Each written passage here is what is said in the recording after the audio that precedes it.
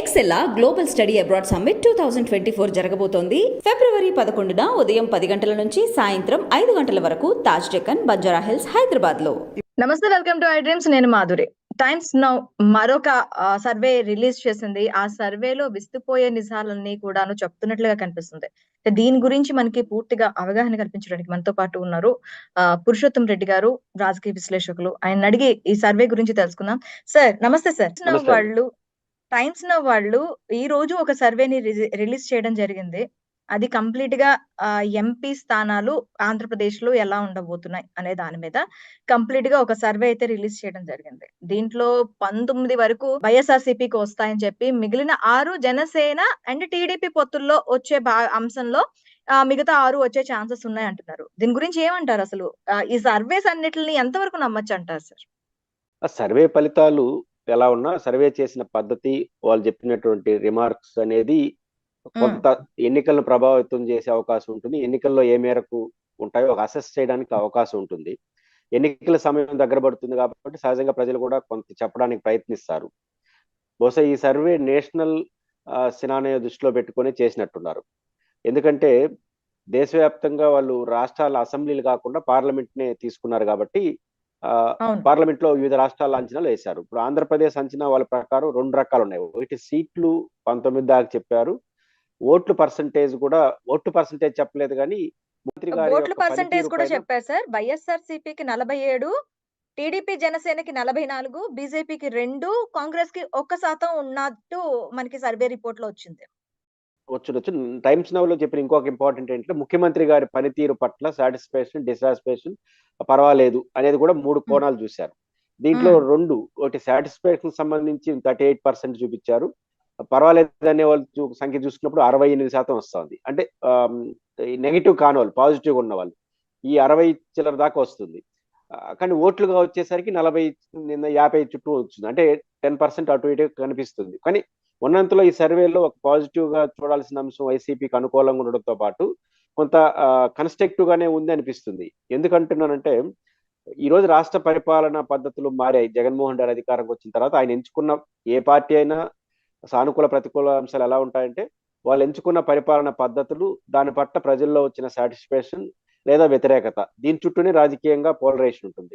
జగన్మోహన్ రెడ్డి గారి అధికారంకి వచ్చిన తర్వాత ఈ 5 ఏళ్ల కాలంలో ప్రధానంగా ఆయన గ్రామ సచివాలయాలు, వాలంటీర్ సిస్టమ్ ద్వారా ప్రభుత్వం నిర్దేశించినటువంటి కార్యక్రమాలు నేరుగా ప్రజలకి డెలివరీ చేయడం, డోర్ డెలివరీ చేయడం కావచ్చు, బ్యాంకింగ్ ద్వారా చేయడం కావచ్చు. దీంట్లో జగన్మోహన్ రెడ్డి గారు ఒక 3-4 అంశాలు, ప్రధానంగా 2 కీలక అంశాలు ఏంటంటే, ఒకటి ఇళ్ల పట్టాలు, 2 సంక్షేమ పథకాలు ప్రజలకి నేరుగా అందించడం.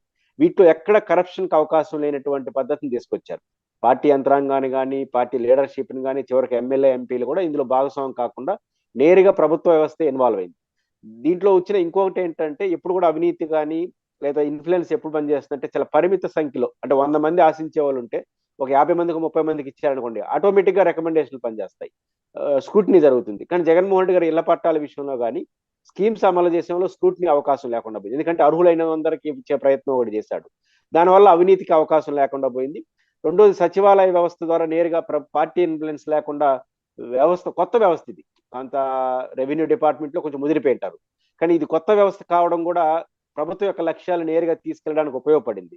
ఇంతకుముందు ముఖ్యంగా పేద వర్గాలు ఆయా నాయకుల యొక్క గ్రామస్థాయి నాయకుడు చుట్టూ తిరగాల్సి వచ్చింది. ఒక పథకం రావాలన్నా, ఒక న్యాయం జరగాలన్నా. ఈరోజు అందుకు భిన్నంగా ప్రభుత్వమే వాళ్ళ ఇంటికి వెళ్తా ఉంది, నీకు ఇది వస్తుంది, ఇది రాదు అని చెప్పి. రెండో అంశం, కేవలం సంక్షేమ పథకాలు కాదు, ఇప్పుడు గ్రామ సచివాలయ వ్యవస్థ వల్ల ప్రజల యొక్క రోజువారీ అవసరాలు కొంతవరకు ఇక్కడే తీరిపోతుంది. ఒక సర్టిఫికేట్స్ కావచ్చు, ఎంఆర్ఓ ఆఫీస్ తో పని కూడా ఇక్కడే జరిగిపోతుంది. ఇంతకు ముందు ఎంఆర్ఓ ఆఫీస్ దగ్గరికి వెళ్ళేవారు, అక్కడ కూడా ముడుపులు చెల్లించిన సందర్భాలు ఉన్నాయి సార్. అదే అవి ఉన్నాయి. కానీ వీళ్ళ ఇంటి దగ్గరకు వచ్చేస్తుంది ఇప్పుడు వ్యవస్థ. ఇప్పుడు మీకు సెక్రటేరియట్ యాడ్ ఉందంటే ఇంతవరకు ఎక్కడ చెప్పేవాళ్ళం? అమరావతి లేదా హైదరాబాద్, మన రాష్ట్ర రాజధానిలో సెక్రటేరియట్ ఉండేది. ఇప్పుడు సెక్రటేరియట్ ఎక్కడ ఉందంటే మన ఇంటి పక్కన ఉంటుంది. అంటే సాధారణ ప్రజల యొక్క జీవితాలకు సంబంధించి అన్ని పనులు ఉండవు. ఇప్పుడు రిజిస్ట్రేషన్స్, పెద్ద పెద్ద పనులన్నీ ఒక ఎగువ ప్రజలకు ఉంటుంది. రోజువారీ కూలీనాలి పనులు చేసుకునే వాళ్ళు, పేదలకి ఆ పనులతో సంబంధం ఉండదు. అంటే 195% పనులు తన చుట్టూ, తన పక్కనే ఉన్నటువంటి సచివాలయంతో తీరిపోతా ఉంది. ఇందువల్ల కొంత ఎసులుబాటు ఆ సెక్షన్ ఆఫ్ పీపుల్కి వచ్చింది.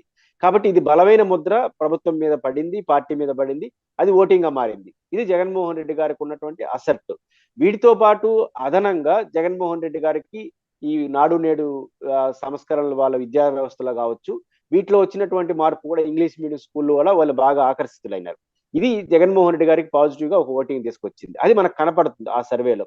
రెండో పాయింట్ ఏంటంటే దీనివల్ల వ్యతిరేకత కూడా ఒకటి ఉంది. అంటే అర్బన్ రిలేటెడ్ ఏరియాలో వ్యతిరేకత. అదే తెలుగుదేశం పార్టీకి కూడా ఒక 40% ఓట్లు ఎందుకు వస్తా ఉందంటే దీన్ని నచ్చని వాళ్ళు వాళ్ళకి వేస్తారు. రాజకీయాల్లో ఎప్పుడు కూడా అందరూ ఏకాభిప్రాయం రాదు. తన ప్రత్యర్థి కన్నా ఒక ఓటు ఎక్కువ వచ్చినా గెలుస్తారు. ఆ కోణంలో చూసినప్పుడు జగన్మోహన్ రెడ్డి గారు ఈ రోజు అప్పర్ హ్యాండ్ లో ఉన్నాడు. దాని ఫలితాలు మనకు కనిపిస్తుంటాయి. ఇది ఇప్పుడు మౌలికంగా మనకి సార్ ఇప్పుడు ఒక పర్సెంటేజ్ అంటూ వచ్చింది కదా సార్, ఇది 2019తో కంపేర్ చేసుకుంటే మెరుగుపడ్డట్టు అంటారా? ఖచ్చితంగా ఇప్పుడు జగన్మోహన్ రెడ్డి గారు ఇక్కడ క్రూషియల్ పాయింట్ ఏంటంటే ఇక్కడ జగన్మోహన్ రెడ్డి గారి నాయకత్వం వైసీపీ కూడా అబ్జర్వ్ చేయాల్సిన ఒక కీలక అంశం ఉంది. అదేంటంటే జగన్మోహన్ రెడ్డి గారికి సంతృప్తి కలుగున్న వాళ్ళు మరియు పర్వాలేదు బాగుంది అనే వాళ్ళ సంఖ్య 68% వస్తుంది టైమ్స్ నైవ్ ప్రకారం. కానీ ఓటింగ్ వచ్చేసరికి 50% వస్తుంది. అంటే 10-15% ఇక్కడ ఇన్బ్యాలెన్స్ ఎందుకు అవుతా ఉంది అనేది ఎప్పుడు ఉంటుందంటే ముఖ్యమంత్రి గారి పట్ల పాజిటివ్గా ఉన్న లోకల్ ఎమ్మెల్యేలు లోకల్ లీడర్షిప్ పట్ల కొంత వ్యతిరేకత ఉంది అనుకోండి, అది కొంత తగ్గుతుంది ఇక్కడ. ఇప్పుడు అందుకే జగన్మోహన్ రెడ్డి గారు చాలా చోట్ల ఎమ్మెల్యేలని షిఫ్టింగ్ చేయడం, మార్పులు చేర్పడం, కొంతమందికి ఇవ్వకపోవడం, ఇవన్నీ ఎందుకు జరుగుతా ఉంది? ఇప్పుడు 60 మందిలో ఎప్పుడైనా చూసాము అధికారంలో ఉన్న వాళ్ళు ఇంత పెద్ద సంఖ్యలో మార్పులు చేర్పులు ఎందుకు చేస్తున్నారంటే కొంత ఈ తేడా వస్తా ఉంది. జగన్మోహన్ రెడ్డి గారు గడప గడప కార్యక్రమంలో చాలా మంది ఎమ్మెల్యేల పట్ల మార్కులు ఇచ్చాడు, కొంతమంది బాగలేదన్నాడు. ఇవన్నీ ఎందుకు వస్తున్నాయి 1 year గా అంటే ప్రభుత్వం పట్ల ఉన్న ప్రతి సానుకూలత ఓటింగ్ గా మార్చడంలో ఎమ్మెల్యేలు 100% సక్సెస్ అయినప్పుడే ఇవన్నీ ఓటింగ్ గా మారిపోతుంది.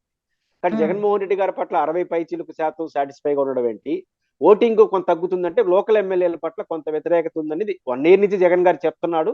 ఇప్పుడు అది రిఫ్లెక్ట్ అవుతా ఉంది. ఇప్పుడు ఈ మార్పులు చేర్పుల ద్వారా అది కొంచెం తగ్గే అవకాశం ఉంటుంది. ఎందుకంటే ఎమ్మెల్యేల మీద కోపం కొంచెం తగ్గుతుంది. కానీ ఇక్కడ అదనంగా జగన్మోహన్ రెడ్డి గారు నా అంచనా ప్రకారం జగన్మోహన్ రెడ్డి గారు ఒక్క విషయంలో మార్పు చేసుకుంటే తనకున్న ప్రతి సానుకూలత ఓటింగ్ గా మారుతుంది, గెలవడానికి ఖచ్చితమైన అవకాశాలు ఉంటాయి. ఈ సర్వేలు నిజం అవుతాయి. ఏదంటే ఆ మార్పు చేసుకోవాల్సింది.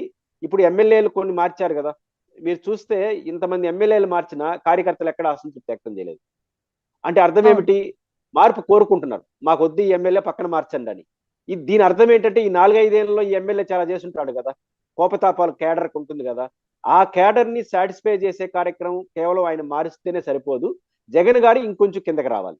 అంటే నియోజకవర్గ స్థాయిలో 20 మంది 30 మంది యాక్టివ్ లీడర్షిప్ తో కానీ జగన్ గాని ఇంటరాక్ట్ అయితే ఈ 4 ఏళ్ళలో జగన్మోహన్ రెడ్డి గారి పట్ల వాళ్ళకున్న అసంతృప్తి ఏంటంటే మాతో కలవట్లేదండి, మేము ఆయన కలవట్లేదు, ఎందుకంటే జగన్ గారు మాస్ లీడర్. ఆ మాస్ ఈ ప్రొజెక్షనే ఆయనకి 2019 గెలిచే అవకాశం ఇచ్చింది.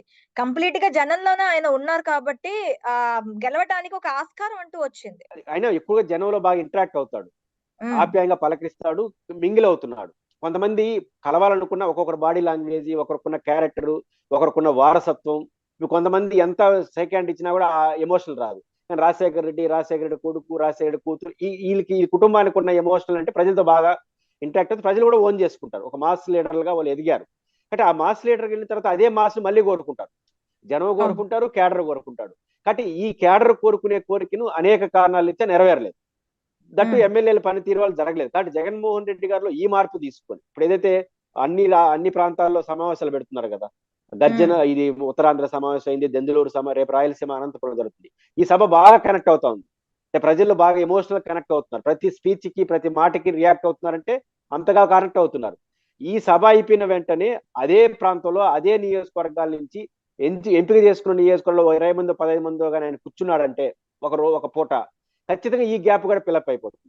అప్పుడు ఏమవుతుంది, జగన్మోహన్ రెడ్డి పట్ల ఈ అసంతృప్తి ఏదైతే కేడర్లో ఉందో అది ఫిలప్ అయిపోతుంది. ప్రతి ఓటు అంటే జగన్మోహన్ రెడ్డి మీద ఉన్న ప్రతి అభిమానం ఓటింగ్ గా మారుతుంది. అది మార్చాల్సింది అంటే ఇప్పుడు ఎవరంటే మేజర్ పార్ట్ ఆయన జనంలోకి వెళ్తే ఇప్పుడున్న పాజిటివ్ కి ఇంకా పాజిటివ్ యాడ్ అయ్యే అంశాలు ఎక్కువగా ఉన్నాయంటారు. 2 పాయింట్లు ఉన్నాయి. ఒకటి, ఇప్పుడు ఈ సర్వేలు ఎప్పుడు చేశారు, జనసేన తెలుగుదేశం ఒకటి, వైసీపీ ఒకటి అనే యాంగిల్లో సర్వే చేశారు. ఇప్పుడు జనసేన తెలుగుదేశంతో పాటు బీజేపీ కలవబోతా ఉంది, ఒక పార్టీ యాడ్ అవుతా ఉంది. ఈ పార్టీ యాడ్ అయితే సహజంగా జగన్ గారికి కొంత తగ్గాలి, కానీ రివర్స్ అవుతుంది ఇక్కడ.